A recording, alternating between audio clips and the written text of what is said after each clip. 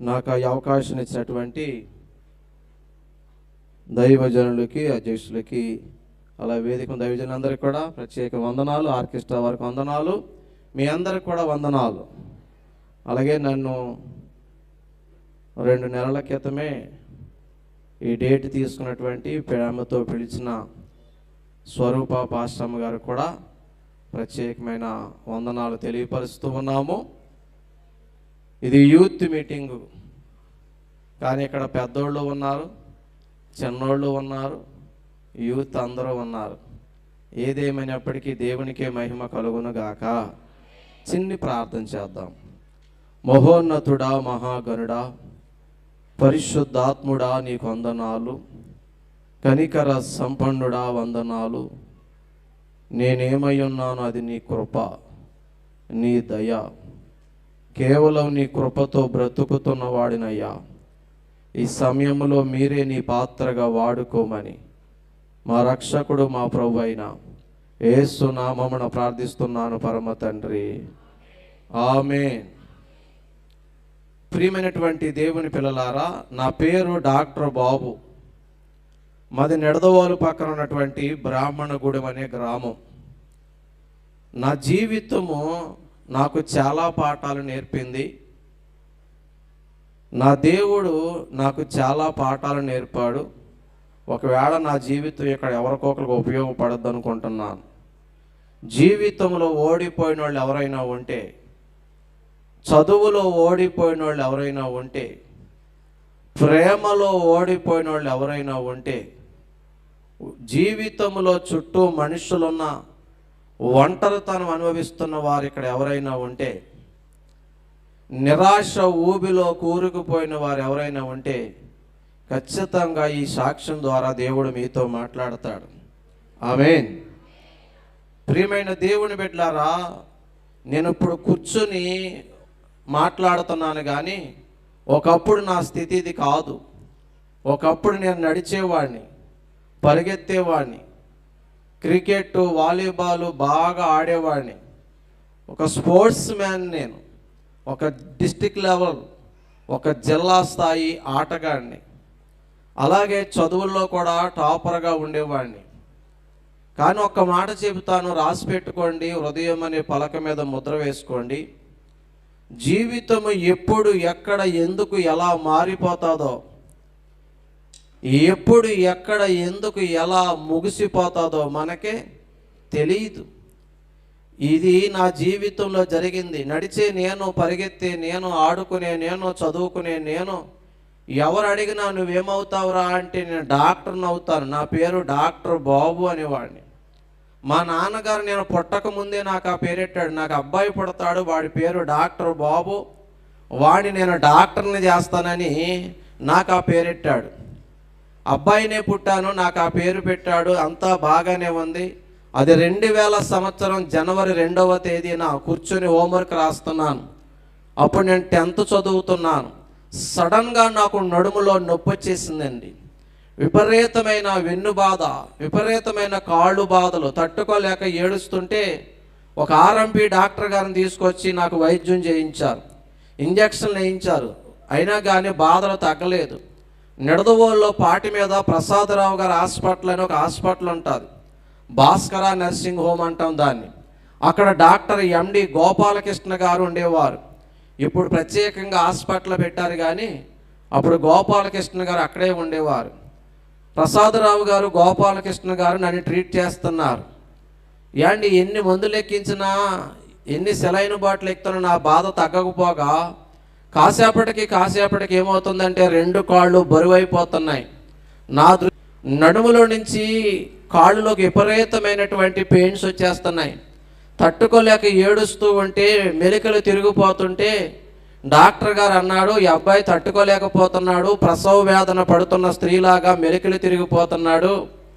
ఈ అబ్బాయికి మత్తు ఇంజెక్షన్ ఇస్తే ఆ మత్తులో బాధలు తగ్గుతాయి అని చెప్పి నాకు మత్తు ఇంజెక్షన్ ఇచ్చారు చెల్లి. మత్తు దిగినప్పటికీ గమనించుకున్న విషయం ఏంటంటే అన్నీ చచ్చిపడిపోయాయి. నడిచే నేను, పరిగెత్తే నేను 2 కాళ్ళు పనిచేయని వికలాంగుడిగా మారిపోయా.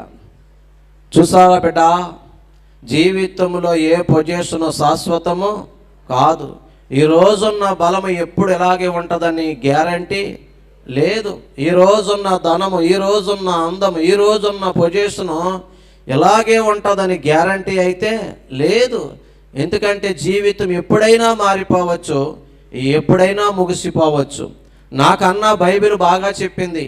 యాకోబు 4:14 రేపేమి సంభవించును మీకు తెలియదు, మీ జీవము ఏ పాటిది, మీరు కొంతసేపు కనబడి అంతలోనే మాయమైపోయే ఆవిరి వంటి వారే. మన బ్రతుకు ఎటువంటిది రా చెల్లి? చెప్పాలి. ఆవిరి. కానీ మనిషి ఆవిరంటే ఒప్పుకుంటాడా? పులి, టైగర్, సింహం అది గెడ్డం గీసుకోదు. అంతే తేడా అని ప్రతి మనిషి చాలా గొప్పగా చెప్తున్నాడు. కానీ దేవుడు ఏమన్నాడంటే, ఇదిగో మీ బ్రతుకు ఆవిరి లాంటిది, ఇంతలో కనబడుతుంది, అంతలో. బైబిల్లో గొప్పోళ్ళు ఎప్పుడు కూడా తగ్గించుకున్నారు. అబ్రహాం అన్నాడు ధూళిని బూడిదని అన్నాడు. దావీదు అన్నాడు చచ్చిన కుక్క వంటి వాడిని అన్నాడు. మిన్నల్లి వంటి వాడిని అన్నాడు. అవునంటారా కాదంటారా? యాండి యేసు ప్రభు గొర్రె పిల్లతో పోల్చబడ్డాడు.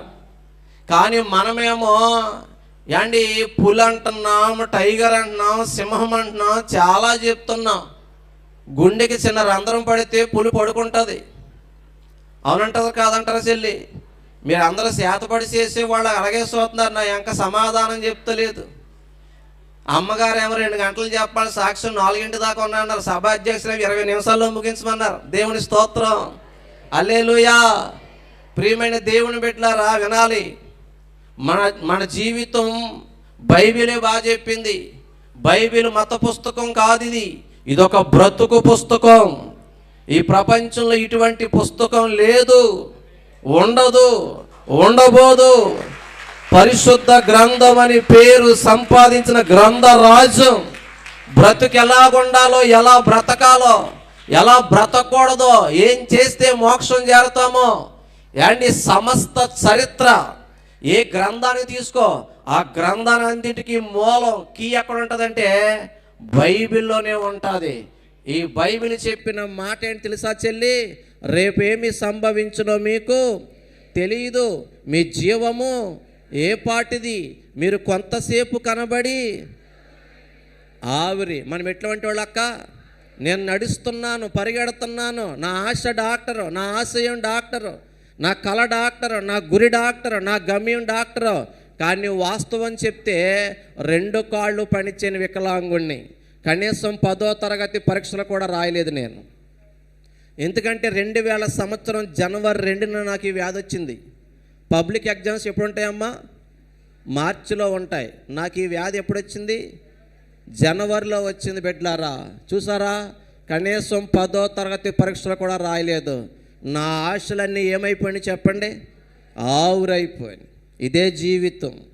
మనిషికి ఎన్నో ఆశలు ఉంటాయి, ఎన్నో కోరికలు ఉంటాయి యాండి. కానీ అన్నీ అనుకున్నట్టు జరగవు.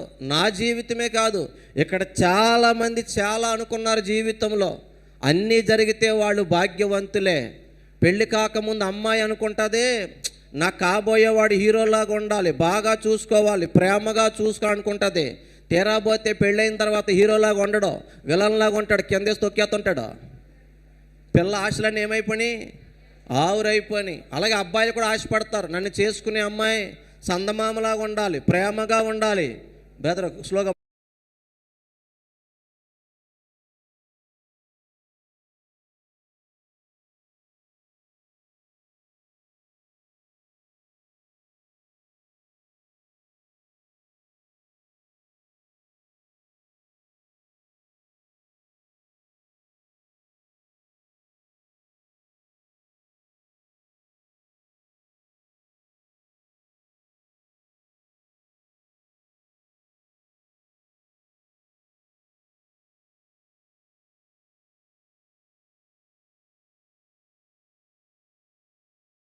మొక్కస్యా అటు ఇటు చూస్తే చివరికి వ్యర్థం, శూన్యం తప్ప ఏమి లభ్యమవుదో. కొన్ని నిమిషాలు, ఎక్కువ ఇబ్బంది పెట్టను. చిన్నగా చెప్పి వెళ్ళిపోతా. నా వైపు చూడండి బిడ్డలారా, నా వైపు చూడండి. ఏంటి పిల్లలు పుట్టినప్పుడు అమ్మ నాన్న అనుకుంటారు ఏదో చేద్దామని, తీరా పిల్లలు పెద్ద అయ్యే కొద్ది మన మాటే వినరు. కన్నవారు ఆశలు ఏమైపోయినాయి చెప్పండి? ఆవురైపోయి. నా జీవితంలో ఆశలు ఆవురైపోయి. వండి పరిగెత్తే నేను, నడిచే నేను, స్పోర్ట్స్ మ్యాన్గా ఉన్న నేను, డాక్టర్ అవుతాను కళ్ళగన్న నేను, 10వ తరగతి పరీక్షలు కూడా రాయకముందే 2 కాళ్ళు పోగొట్టుకుని వికలాంగుడిగా మిగిలిపోయాను. This is reality. ఇదే వాస్తవ జీవితం. నిడదవోల్లో పని అవ్వలేదు. హైదరాబాద్ నిమ్స్ హాస్పిటల్కి పంపించారు నన్ను. అక్కడ అన్ని టెస్టులు చేసి వాళ్ళు ఇచ్చిన రిపోర్టు సారాంశం ఏంటి తెలుసా? నా బాడీలోకి ఒక రకమైన వైరస్ వెళ్ళిపోయింది. ఆ వైరస్ ఇన్ఫెక్ట్ అవడం వల్ల నా వెన్నుముక భాగంలో రక్తము గెడ్డ కట్టేసి కణితిలాగా తయారైపోయి కింద అవయవాలకి బ్లడ్ సర్క్యులేషన్ నడవక రక్త సరఫరా ఆగిపోయి నరాలు, కాళ్ళు, మోకాళ్ళు, పాదాలు అన్నీ పట్టుదలేసి కాళ్ళు చచ్చుబడిపోయినాయి. ప్రియమైన దేవుని బిడ్డలారా, డాక్టర్ గారు అన్నారు ఈ వ్యాధి 1,00,000కో 1,00,000కో ఒకడికి వస్తుంది, అది మీ అబ్బాయికి వచ్చింది. ఈ వ్యాధి వచ్చినోడికి 24 గంటల్లోపు ఆపరేషన్ చేయాలి. మీరు చాలా ఆలస్యము చేసేసారు, టూ లేట్. అయినా ఆపరేషన్ చేయమంటే చేస్తాం, 1,00,000 రూపాయలు కట్టమన్నారు. ఏండి మాది పేద కుటుంబమే అయినప్పటికీ మా నాన్నగారు ఇల్లు వాకిలి సమస్తం అమ్మి డబ్బు కట్టి వైద్యం చేయించారు, ఆపరేషన్ చేయించారు, ఫిజియోథెరపీలు చేయించారు. అయిన డబ్బులు అయిపోయి ఇంటిల్లో 10 రోడ్డు మీద పడ్డారో కానీ నాకైతే కాళ్ళు అయితే రాలేదండి. ఏండి ఇంకో విచిత్రం ఏం జరిగింది తెలుసా? నాకు మలద్వారం ఓపెన్ అయిపోయింది. 24 గంటలు మలం వచ్చేస్తూ ఉండేది. యూరిన్ అన్కంట్రోల్ అయిపోయింది. ట్యాప్ లీక్ అయిపోతే డ్రాప్ ఎలా పడిపోతుందో నాకు 24 గంటలు కూడా యూరిన్ పాస్ అయిపోతూ ఉండేది. మలము ద్వారం ఓపెన్ అయిపోతూ ఉండేది. మా ఊర్లో చాలామంది అన్నారు డాక్టర్ బాబు గారికి మలమూత్రాలు ఆగుతలేదు, ఆడి దేపు మారిపోద్ది, ఆడు చచ్చిపోతాడు. ఏండి రోజు రోజుకి నా ఆరోగ్యం క్షీణించిపోతుంది. నా చదువు ఆగిపోయింది, నా ఆటలు పోయినాయి, ఆరోగ్యం పోయినాయి, కాళ్ళు పోయినాయి. ఈ బ్రతుకు ఎందుకు బ్రతకాలని చచ్చిపోదామని 3 సార్లు సూసైడ్ చేసుకున్నాను నేను. కానీ చావు రాలేదు. కానీ ఇప్పుడు అనుకుంటున్నాను నా ఆలోచన వేరు, దేవుని యొక్క ప్రణాళిక వేరు. మనం ఎన్నో అనుకుంటాం బిడ్డలారా, కానీ ప్రతి మనిషి పట్ల దేవుడికి ఏదో ప్రణాళిక ఉంటుంది.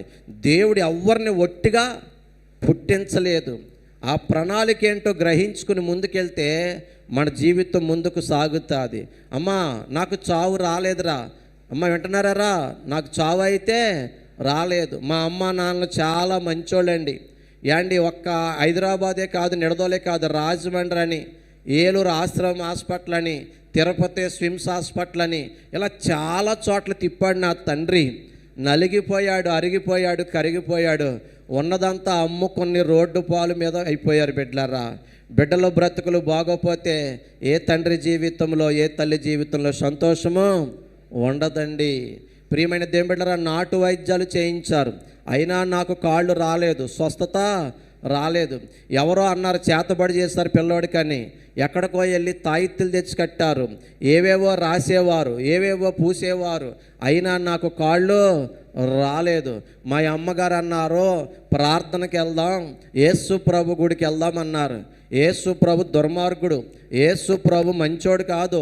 పిల్లల్ని కుంటోని చేసినాడు, ఆడేం కరుణామయుడు, ఆడేమి దయామయుడు, ఆడేమి ప్రేమామయుడు, ఆడు దుర్మార్గుడు, యేసు ప్రభు దేవుడు కాదని చెప్పి అండ్ యేసు ప్రభుడు దూషించిన వ్యక్తిని నేను, బైబిల్ మీద కాలు పెట్టిన వ్యక్తిని నేను, బైబిల్ విసిరేసిన వ్యక్తిని నేను. అప్పుడప్పుడు యేసయ్య ప్రేమ తలుచుకుంటే ఏడుపు వస్తుంది. ఎంత దుర్మార్గుణ్ణి, బూతులు తిట్టిన పాపిని, బైబిల్ విసిరేసిన పాపిని, బైబిల్ మీద కాలు పెట్టిన ఘోర పాపిని నన్ను నా యేసయ్య క్షమించి ఈరోజు బైబిల్ పట్టుకునే సేవ చేయిస్తున్నాడు. ప్రియమైన దేవుని బిడ్డలారా, యేసు ప్రభునే అసహించుకున్నాను, నేను ద్వేషించాను. నా బాధలో, నా నిరాశలో, నా కోపం ఎవరి మీద చూపించానంటే దేవుడి మీద చూపించాను. యేసు ప్రభు మీద కోపం పెట్టుకుని మనకి ఎంతోమంది పేర్లు తెలుసు అండి, ఆ పేర్లు పెట్టి పిలిచి పూజించాను, మొక్కాను, దండం పెట్టాను. యాండి ఎంతమందిని పిలిచినా, ఎందరికి మొక్కినా, ఎవరిని పిలిచినా నా జీవితంలో కొంచెం కూడా స్వస్థత రాలేదండి. మా అమ్మగారు నన్ను బలవంతంగా అంటే మలమూత్రాలేమో ఆగుతలేదు, కింద డొక్కు పెట్టి సిగ్గు విడిచి చెప్తున్న ఒక బ్రదర్గా అండ్ గుడ్డలు కట్టి లుంగి కట్టి తీసుకెళ్ళి మందిరంలో గోడకు జారేసి కన్నీరు కారుస్తుంది, ఏడుస్తుంది. అందొస్తున్న కొడుకు, గొప్పోడవుతాడని కళ్ళకంటున్న కొడుకు అలా కళ్ళ ముందు కుంటివాడిగా కనబడితే ఏ తల్లికైనా మిగిలి ఏంటి చెప్పండి? కన్నీళ్ళే. చెల్లమ్మలారా, తమ్ముళ్ళారా, ఓ మాట చెప్తాను ఇక్కడ. మన బ్రతుకులు బాగోపోతే మన తల్లి ఏడుస్తుంది, మన బ్రతుకులు బాగోపోతే మన తండ్రి ఏడుస్తాడు. నాకు కాళ్ళు బాలేవని మా అమ్మ ఏడుస్తుంది, కానీ ఇప్పటికీ చాలామంది పేరెంట్స్ ఏడుస్తున్నారు. కాళ్ళు బాలేవని కాదు, బిడ్డ క్యారెక్టర్ బాలేదని, బ్రతుకు బాలేదని, చెడిపోయిందని, చెడిపోయాడని, దారి తప్పేసిందని, దారి తప్పిపోయాడని, మాట వినడం లేదని ఏడుస్తున్నాడు. యూత్ మీటింగ్ కాబట్టి ఒక మాట చెప్తున్నాను, ఒక పెద్దోడినప్పటికీ మీకు దండం పెట్టి చెప్తున్నాను. ఎప్పుడైనా నీ తల్లి పక్కన కూర్చుని, అమ్మా నేను ఎలా ఉంటే నీకు సంతోషం, నేను ఎలా బ్రతికితే నీకు సంతోషం ఎప్పుడైనా అడిగావా? నాన్న ఎంత కష్టపడుతున్నావు కదా, నేను ఎలా బ్రతికితే నీకు సంతోషం అని ఎప్పుడైనా అడిగావా? కూర్చుని మీ అమ్మకి మీ నాన్నకి ఆర్డర్లు పాస్ చేస్తున్నావు నువ్వు, కానీ ఒక్కసారైనా నీ మీద నీ తల్లి కొన్న మనసు ఏంటో ఆశ ఏంటో ఎప్పుడు అడిగావా? ఈరోజు చెప్తున్నాను, అమ్మనే నాన్నే బాధ పెట్టినోడు ఎప్పుడు కూడా బాగుపడ్డావు. బైబిల్ చెప్తుంది, నువ్వు దీర్ఘాయుష్మంతున్నట్లు నీ తల్లిని నీ తండ్రిని సన్మానించాలి. అవునంటారా కాదంటారా? చెప్పాలి మీరు. 10 ఆజ్ఞల్లో ఒక ఆజ్ఞ అది నిర్గమ 20:12. అంటే సామెతలు 23:25 ఏముంటుందంటే, నిన్ను కన్న తల్లిని నీ తండ్రిని సంతోషపెట్టాలి ఉంటుంది. బిడ్డా సంతోష పెడుతున్నావు, ఏడిపిస్తున్నావా? నేను ఏడిపించే కొడుకునయ్యాను, నేను బాధ పెట్టే కొడుకునయ్యాను, వాళ్ళని బజారు పాలు చేసే కొడుకునయ్యాను. ఎందుకంటే నా వల్ల ఇల్లు అమ్ముకున్నారు, వాకులు అమ్ముకున్నారు, సర్వం పోగొట్టుకున్నారు. వాళ్ళ ఆశ ఏంటంటే కొడుకు బాగుపడితే చాలు, ఏమైపోయినా ఏమి లేకపోయినా పర్లేదనుకున్నారు.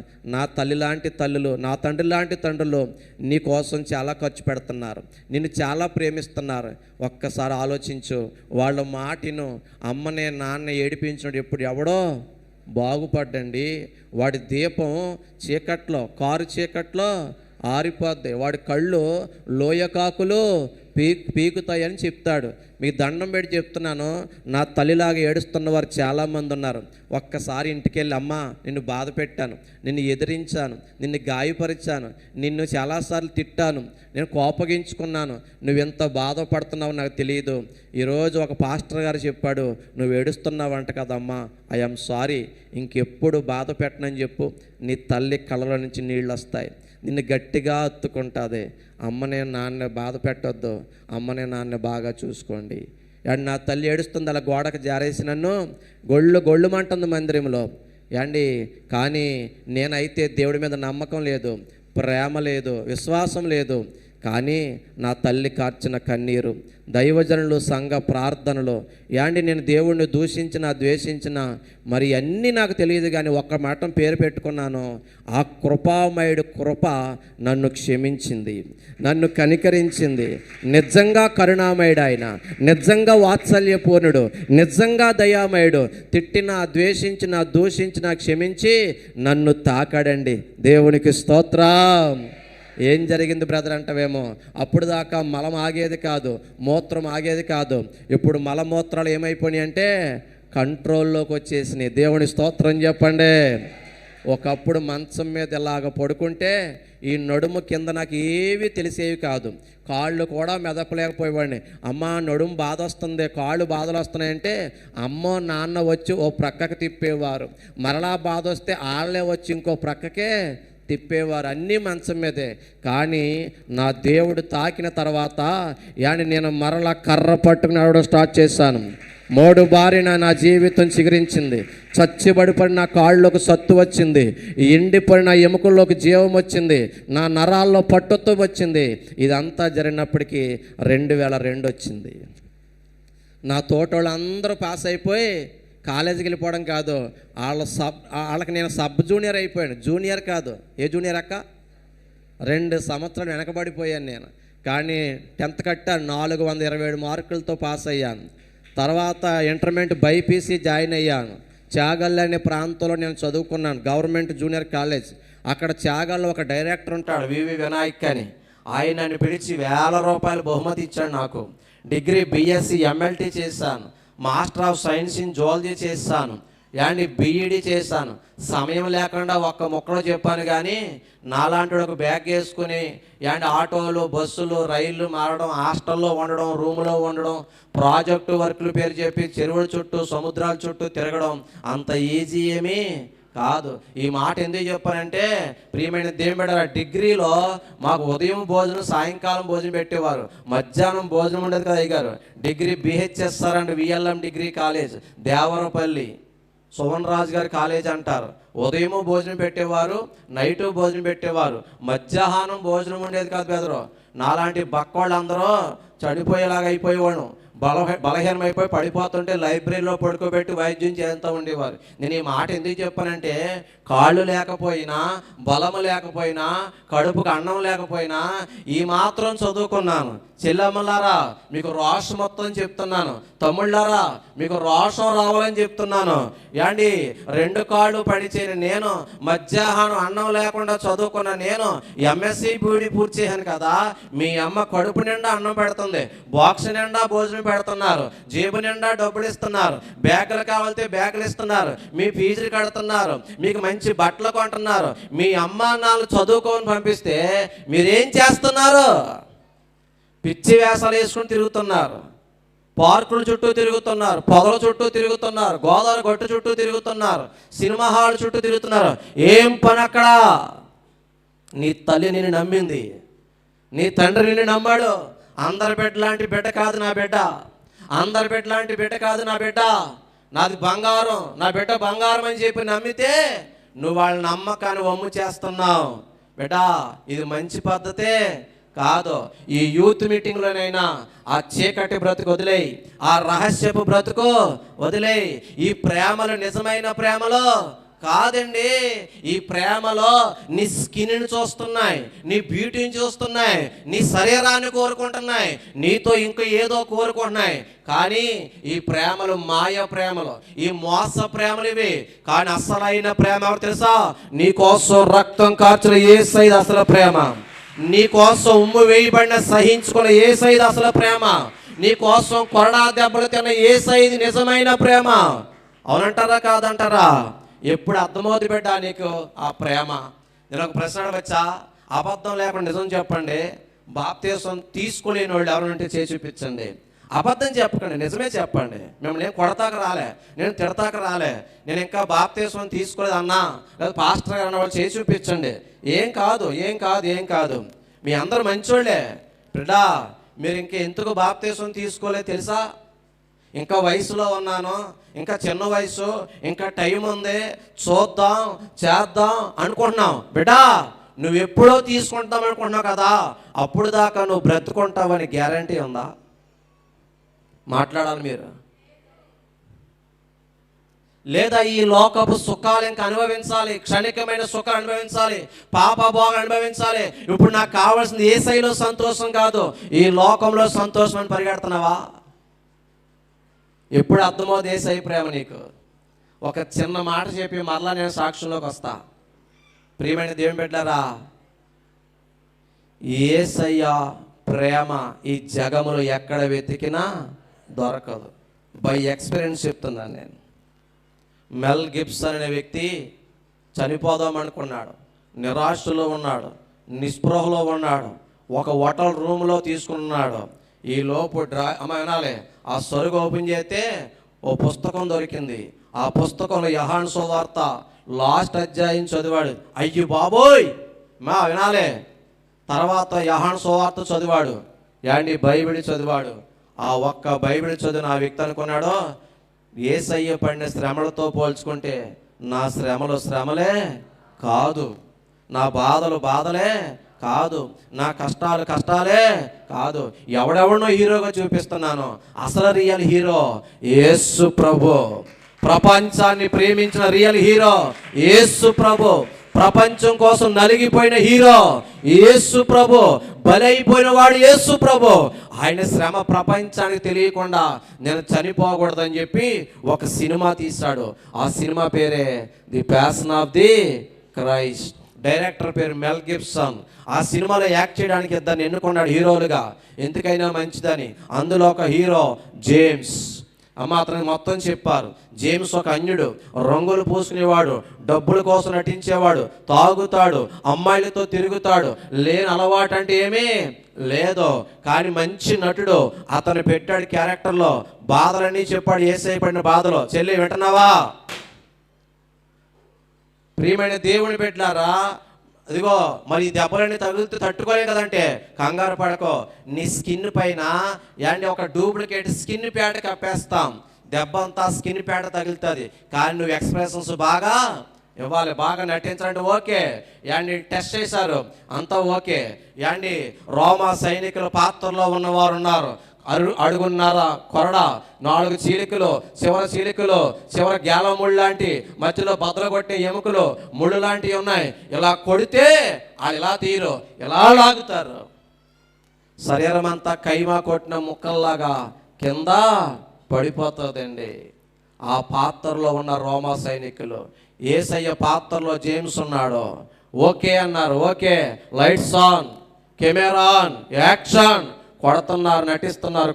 నటిస్తున్నారు. అనుకోకుండా ఒక్క దెబ్బ మిస్ అయ్యి బొడ్డు పక్కన రక్తనాళాలను గుచ్చుకుంది, ఈడ్చుకొచ్చేసింది. రక్తం ఇలా చిందింది, ట్యాప్ పగిలిపోతే చిందినట్టు. అదంతా రక్తపు ముడిగా అయిపోయింది. స్పృహ తప్పి పడిపోయాడు ఆ హీరో. అతని పేరు జేమ్స్.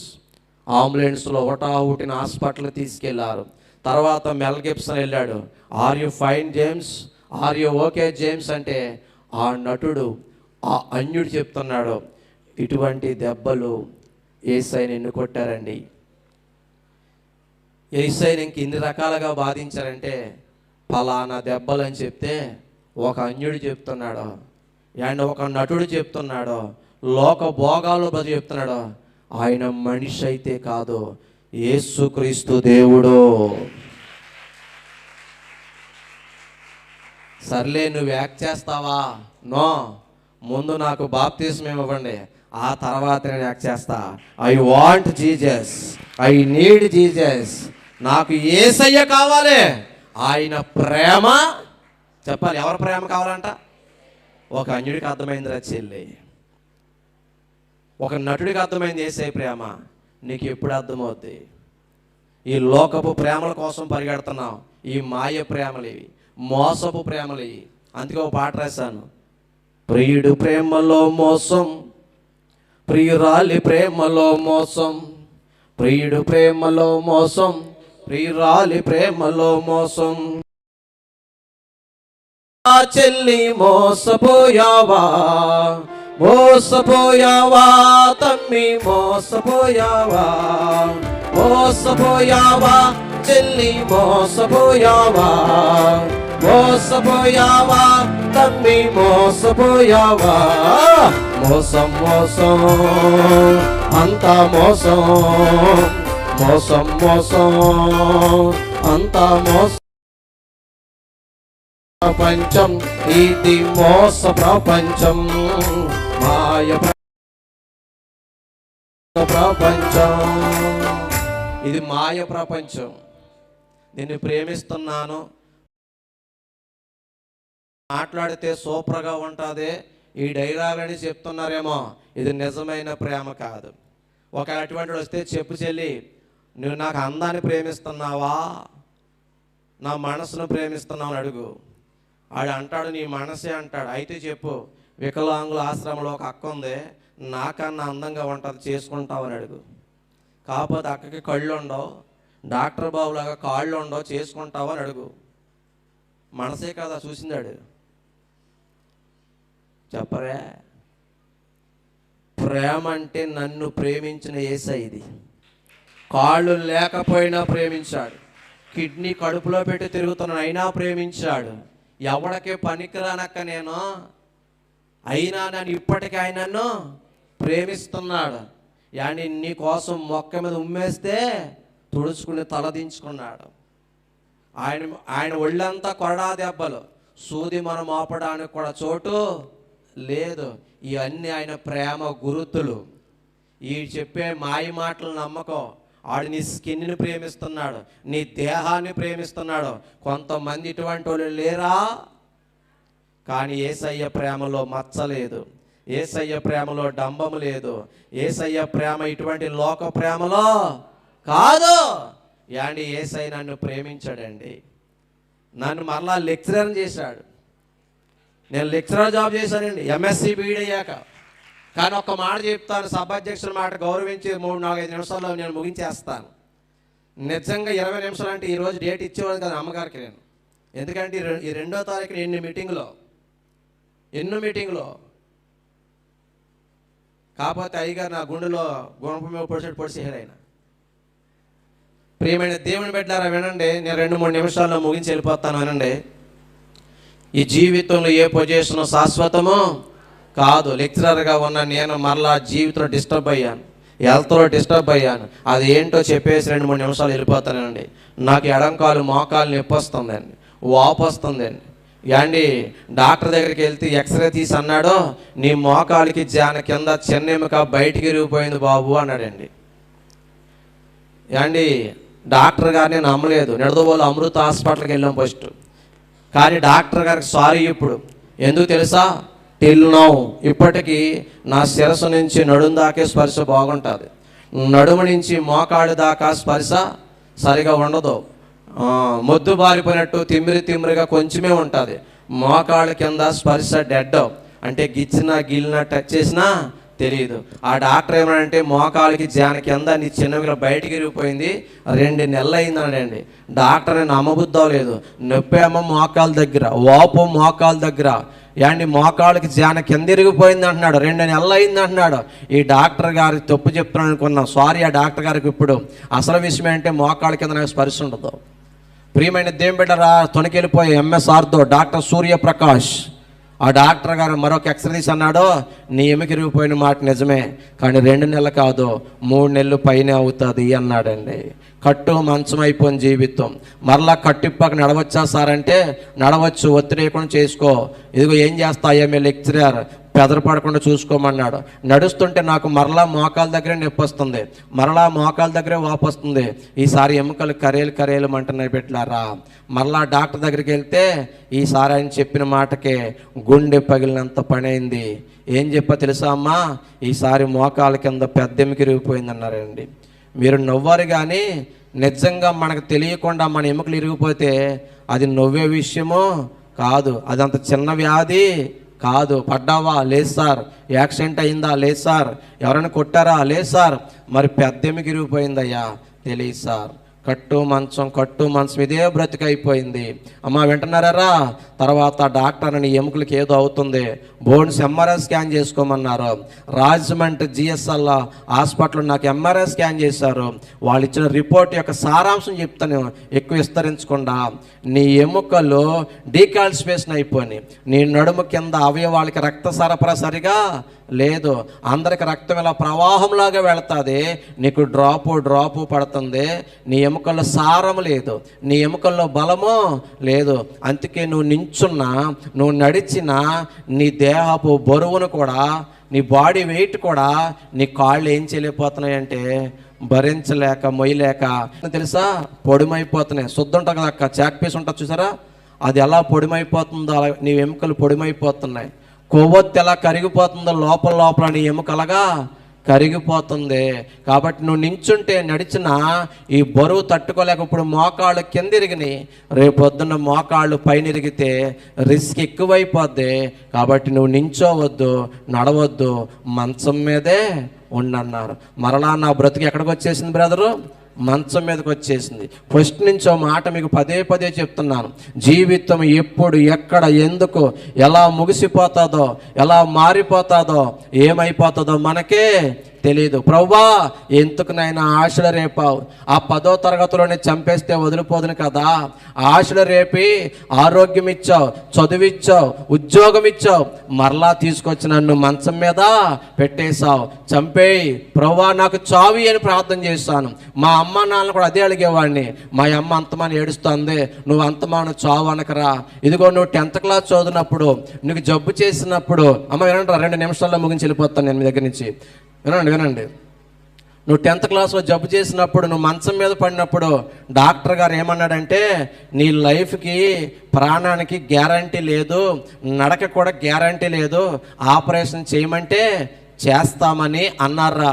అప్పుడు నేను అన్నాను, నా బిడ్డ బ్రతికితే, నా బిడ్డ నడిస్తే, నా బిడ్డని దేవుని సేవకే ఇస్తానని అప్పుడు దేవుడికి సమర్పించుకున్నాను నేను.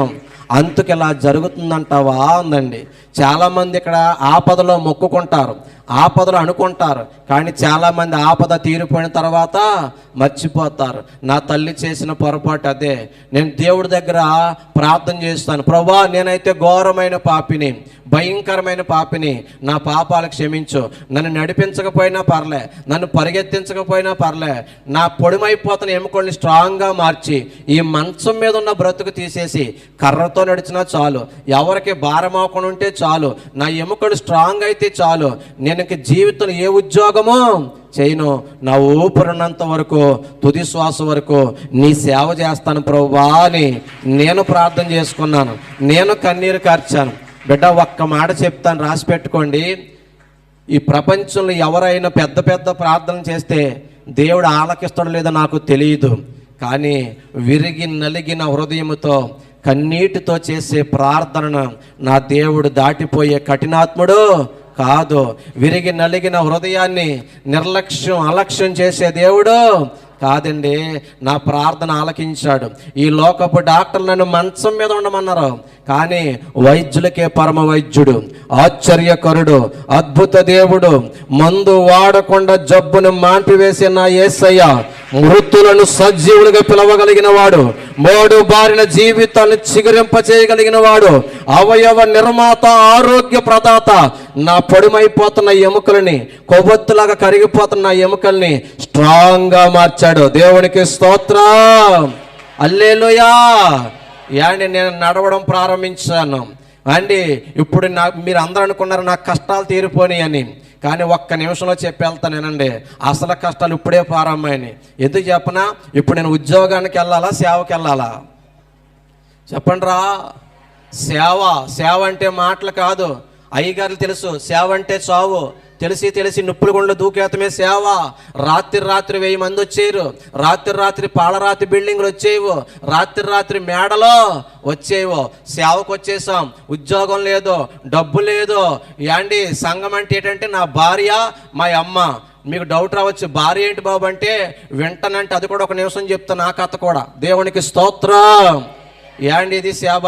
నాకు ఇప్పటికి ఏడుపు వచ్చే బాధ, యాండి ఏడుపు వచ్చే అంశం ఏంటంటే, ఒకప్పుడు నేను స్పోర్ట్స్ మ్యాన్ని, జిల్లా స్థాయి ఆటగాడిని. కావాలని తీసుకెళ్ళేవరే, డాక్టర్ బాబు మ్యాచ్కి వెళ్దాం రారా, నువ్వు ఉండాలరా అని తీసుకెళ్ళి ఆడించుకునేవారక్క. అప్పుడు వద్దన్న నా ఇంటి చుట్టూ స్నేహితులు ఉన్నారు, నా చుట్టూ స్నేహితులు ఉన్నారు. అప్పుడు నాకు ఫ్రెండ్స్ లేకపోయినా పర్లేదు బ్రదర్, ఎందుకంటే అప్పుడు నేను నడుస్తున్నాను రా చెల్లి, పరిగెడుతున్నాను. కానీ బాధ ఏంటి చెప్పనా, అప్పుడు వద్దన్నా స్నేహితులు ఉన్నారు, ఇప్పుడు నేను వికలాంగుని అయిపోయాను, కాళ్ళు పనిచేయవు, ఓ తోడు లేకపోతే నేను ఎక్కడికే వెళ్ళలేను. కానీ ఇప్పుడు ఒక్క స్నేహితుడు కూడా లేడు. అరే డాక్టర్ బాబు కలిసి చదువుకున్నాం కదరా, అరే డాక్టర్ బాబు కలిసి ఆడుకున్నాం కదరా, అరే డాక్టర్ బాబు కలిసి తిరిగాం కదరా, ఎందుకో నీ బ్రతుకు బాగోక వికలాంగుడు అయ్యా, బాధపడకరా, నీకేమన్నా కావాలితే ఒక్క ఫోన్ చేయరా, మేము తెచ్చి పెడతామన్న స్నేహితుడు ఒక్కడ కూడా లేడు. ఉద్యోగం ఉన్నప్పుడు, డబ్బులు ఉన్నప్పుడు ఉన్న మనుషులు ఇప్పుడు నా దగ్గర లేరు.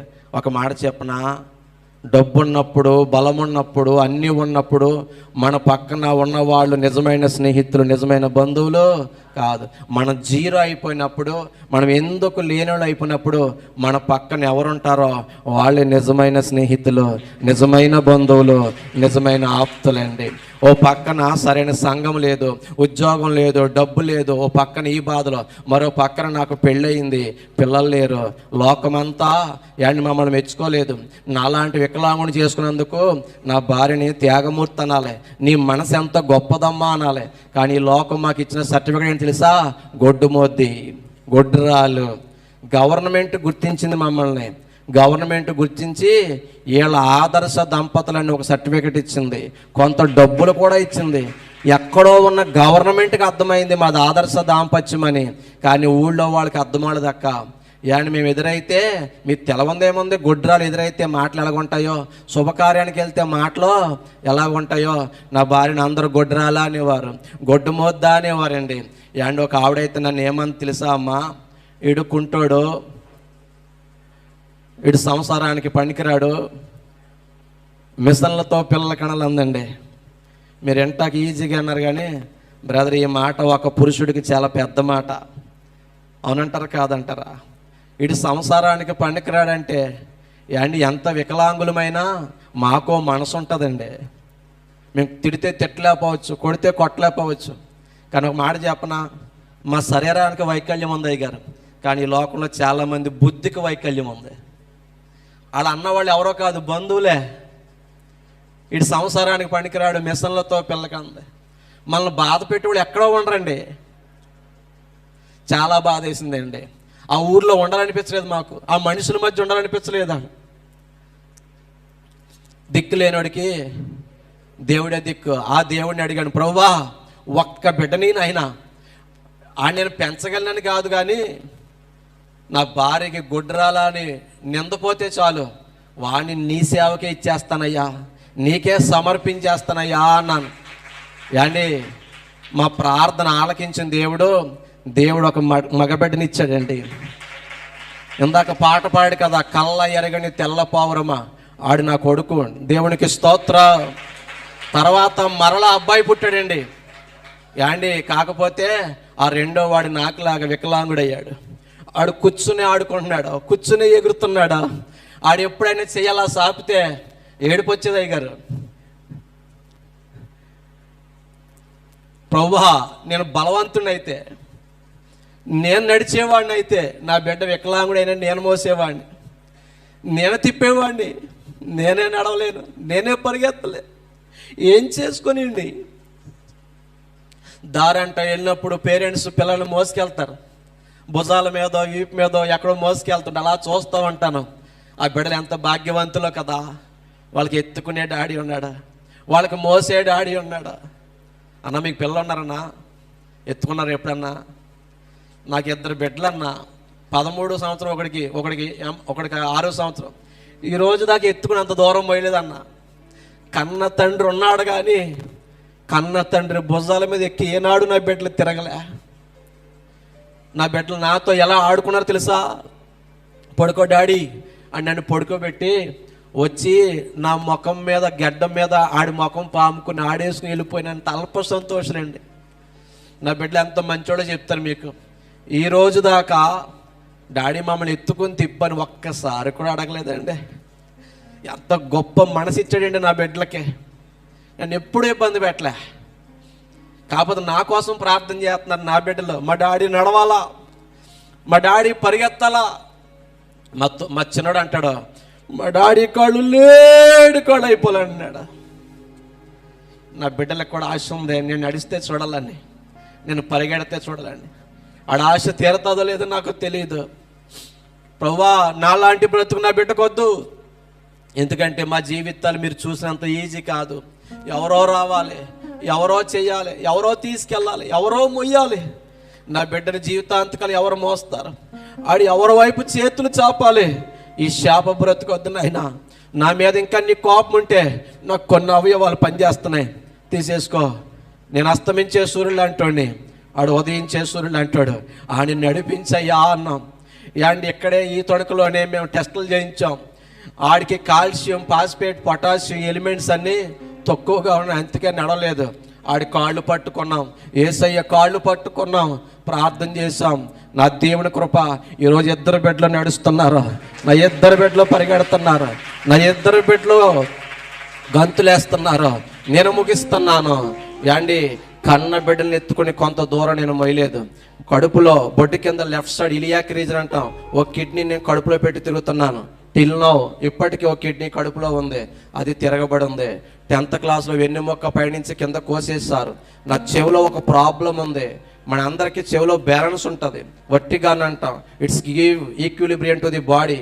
మనం నించున్నా, నడిచినా, కళ్ళు మూసుకుని నడిచినా పడిపోకుండా ఉంటామంటే కారణం చెవిలో బ్యాలెన్స్ ఉంటుంది.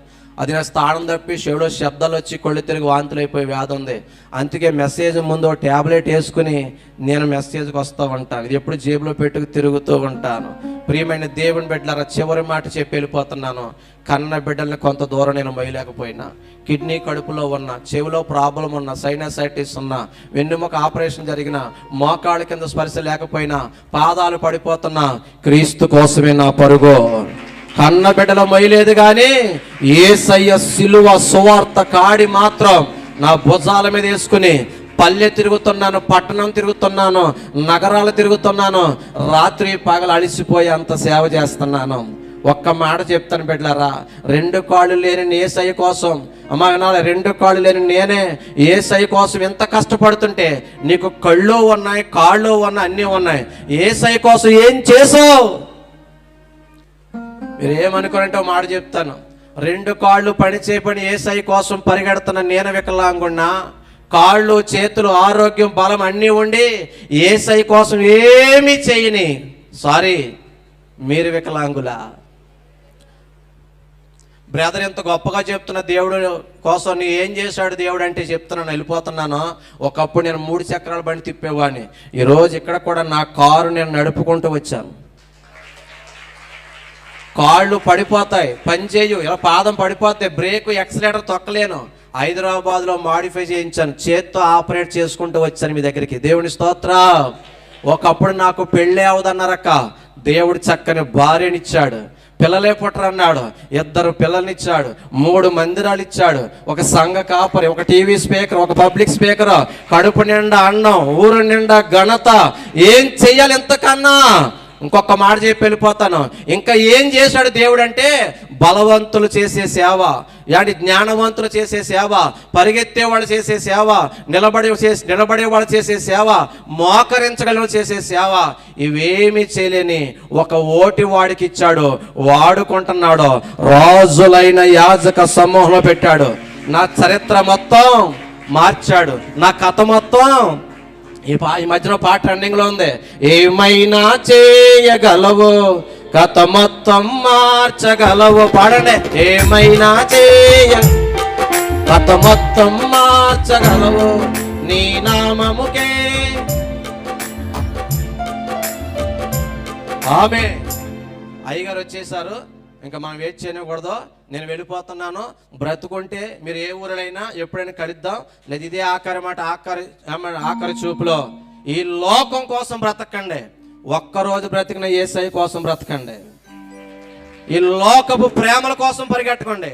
నీ కోసం ప్రాణం పెట్టిన యేసయ్య కోసం పరిగెత్తు. నా ఊపిరినంత వరకు నా పరుగు యేసయ్య కోసమే. మరి నీ పరుగు ఎవరి కోసమో, నీ బ్రతుకు ఎవరి కోసమో నువ్వు నిర్ణయించుకో.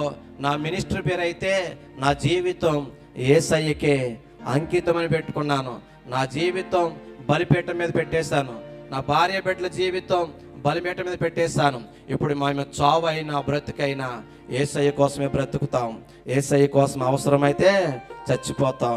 యవనస్తులారా చాలా మంది ఉన్నారు, ఇంకా ఈ లోకం కోసం కాదు కానీ దేవుడి కోసం బ్రతుకుదామా? మీకు బ్రతకాలన్న ఆశ ఉంటే, మీకు ఎవరు సపోర్ట్ లేక చేయకపోతే నన్ను సంప్రదించు. నా రక్తపు బొట్టు కూడా యేసయ్య సేవకి నేను ఖర్చు పెట్టడానికి సిద్ధంగా ఉన్నాను. దేవుడి సాక్ష్యము ద్వారా దేవుని నామానికి మహిమ కలుగునుగాక. చిన్న ప్రార్థన చేస్తాను, ఒకసారి లేచి నిలబడతారా అన్న? ఎఫ్ మైనర్లో శివరంజి కోట పట్టుకున్నా, ఎఫ్ మైనర్లో శివరంజి కోట పట్టుకో బిడా. ఒకే ఒక్క నిమిషం. ఈ లోకానికి నువ్వు పనికిరావేమో. డాక్టర్ బాబు స్నేహితులకు పనికిరాడు, 2 కాళ్ళు పనిచి వికలాంగుడు, బంధువులకు పనిచేయడు, ఏ పని చేయడానికి. చెల్లమ్మ కళ్ళు మూయరా, చెల్లమ్మ కళ్ళు మూయరా, జీవితంలో ఓడిపోయి స్థలానికి వచ్చావేమో, ప్రేమలో ఓడిపోయి స్థలానికి వచ్చావేమో. నిన్ను ఎవరో పట్టించుకునేవారు లేరా? పనికిరాని నీ జీవితం పట్టుకు యేసయ్య చేతులు పెట్టు. నీ కథ మొత్తం ఆయన మారుస్తాడు, నీ చరిత్ర ఆయన మారుస్తాడు. పనికిరాని వాడిని పనికొచ్చే పాత్రలుగా మారుస్తాడు ఆయన. విలువ లేని వాడిని విలువైన పాత్రగా మారుస్తాడు. డాక్టర్ బాబు పనికిరానోడి లోకానికి, కానీ యేసయ్య పనికొచ్చే పాత్రగా మార్చాడు. పరమ కుమ్మరి చేతులు నా జీవితం పెట్టాను, ఘనమైన పాత్రగా మార్చాడు. నీ జీవితం కూడా యేసయ్యకి అప్పగించుకో. ఈ వాక్యం విన్న తర్వాత, ఈ మాటలు విన్న తర్వాత, ఒకళ్ళు ఇక్కడ ఎవరికైనా నాకు యేసయ్య కావాలి, నాకు రక్షణ కావాలి, నేను బాప్తీసం పొందుతానన్న వాళ్ళు ఎవరైనా చేయి చూపిస్తే ఈ సభ సక్సెస్ అయినట్టే. దేవుడు సంతోషిస్తాడు. మీకెళ్ళే సంఘాల్లోనే మీరు బాప్తీస్మాలు తీసుకోవచ్చు, మీరెళ్ళే సంఘంలోనే రక్షణ తీసుకోవచ్చు. ఒకవేళ ఇంత గొప్ప అవకాశాన్ని, ఇంత గొప్ప రక్షణ నిర్లక్ష్యం చేస్తే, ఒకవేళ అనుకోకుండా నీ ఊపిరిపోతే నువ్వు నరకానికి వెళ్ళిపోతావురా చెల్లి. నేను చివరిగా అడుగుతున్నాను, ఇక్కడ ఎవరైనా నాకు రక్షణ కావాలయ్యా, బాప్తీస్మం కావాలయ్యా, పరలోకం కావాలని ఎవరనంటే ఒక్కసారి చేయి చూపించండి. అటువంటి థ్యాంక్ యూ రా చెల్లి, థ్యాంక్ యూ బిడ్డ, థ్యాంక్ యూ తల్లి. నిన్ను బట్టి వేసే సంతోషిస్తాడరా. మీకోసం నేను ప్రార్థన చేసి వెళ్తాడరా. చేయి పైకి పెట్టి బిడ్డ. వీళ్ళందరికీ అది వేసే కావాల్సింది మీ నలుగురే. Thank you. 5, 1, 2, 3, 4, 5, 6, 7. దేవుడి స్తోత్రం. 8, 9. చేయి పైకి ఎత్తరా తమ్ముడు. 9. గట్టిగా చప్పుడు కొట్టండి 9 మందికి. వీళ్ళని ఫాలో అప్ చేయండి. వీళ్ళు వెళ్ళే సంఘ కాపర్లు వీళ్ళకి అర్జెంటుగా బాప్తీస్మం ఇచ్చేయండి. బిడ్డ ఇప్పుడు దాకా ఈ లోకాన్ని పనికిరావేమోరా, ఇక్కడి నుంచి మీ చరిత్ర మార్చబోతున్నాడు.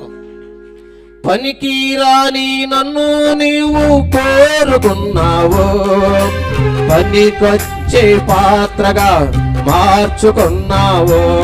పాడలే. పనికి రాని నన్ను నీవు కోరుకున్నావు, పనికొచ్చే పాత్రగా మార్చుకున్నావు. అందరూ ఆరాధనా ఆరాధనా ఆరాధనా ఆరాధనా ఆరాధనా ఆరాధనా ఆరాధనా ఆరాధనా.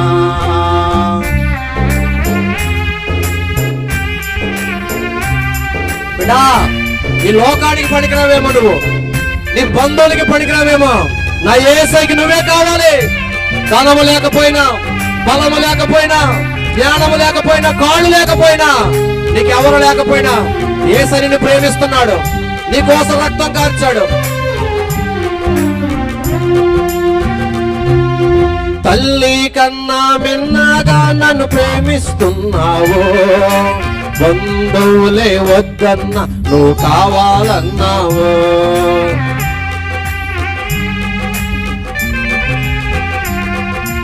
తల్లి కన్నా మిన్నగా నన్ను ప్రేమిస్తున్నావు, బంధువులే వద్దన్నా నువ్వు కావాలన్నావు. అందరూ ఆరాధనా ఆరాధనా ఆరాధనా ఆరాధనా. యేసయ్యా, నీ రక్తములు కడగండి నాయన, ఒక్కసారి బలముగా తాకండి నాయన.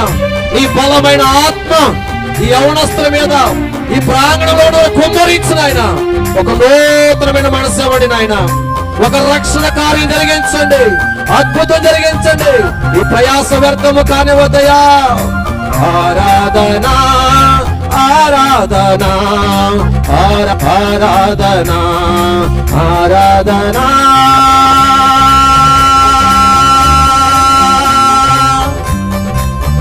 ఆరాధనా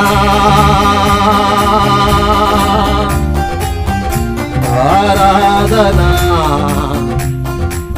ఆరాధనా. ప్రార్థన. పరిశుద్ధుడా, ప్రేమ కలిగిన తండ్రి, మేమైతే ఘోరమైన పాపులమయ్యా. పలుమార్లు జారిపోయి, పలుమార్లు పడిపోయి నీ గాయాలు రేపావు. నీ త్యాగం అర్థం కాక, నీ ప్రేమ అర్థము కాక ఈ లోక ప్రేమల కోసం పరిగెడుతున్న బిడ్డలను తాకండి అయ్యా. నీ ప్రేమ వైపు వారిని ఆకర్షించయ్యా, నీ శిలువ వైపు ఆకర్షించయ్యా. ఈ లోకం మీద అసహ్యం పుట్టించండి నాయన. శరీర ఆశలపై, లోక ఆశలపై, నేత్ర ఆశలపై, బిడలపై అయ్యా కృప చూపించి జయ జీవితం ఇవ్వండి నాయన. అయ్యా తప్పిపోయిన కుమారుని చేర్చుకున్నట్లు నాలాంటి తప్పిపోయిన ఎంతమంది ఉన్నారు ఇక్కడ, అందరినీ చేర్చుకోండి. ఈ సభ ఏర్పాటు చేసినటువంటి టీం మెంబర్స్ అందరినీ మీరు దీవించండి. ఈ ప్రయాస వ్యర్థం కానివ్వద్దు. వేదిక ఉన్న దైవజనుల వారి సంఘాలను దీవించండి. ఆర్కెస్ట్రా బ్రదర్స్ ఫ్యామిలీస్ని దీవించండి. దూరాన్న సమీపాన ఆలకించిన వారిని, వచ్చిన వారిని దీవించి పంపించమని, ఎత్తుబడిన సాక్ష్యం కొన్ని మాటలు వారి హృదయంలో నాటి ఫలింపు చేయమని యేసు నామమున ప్రార్థిస్తున్నాను తండ్రి, ఆమేన్. అమ్మ మీ అందరికి వందనాలు. నా పూర్తి సాక్ష్యం సర్వెంట్ ఆఫ్ గాడ్ డాక్టర్ బాబు అని యూట్యూబ్ ఛానల్ ఉంటుంది, చూడండి, సబ్స్క్రైబ్ చేయండి, షేర్ చేయండి, గంట కొట్టండి. ఏం చేసినా చేయకపోయినా పర్లేదు, కానీ నా కోసం ప్రార్థన చేయండి.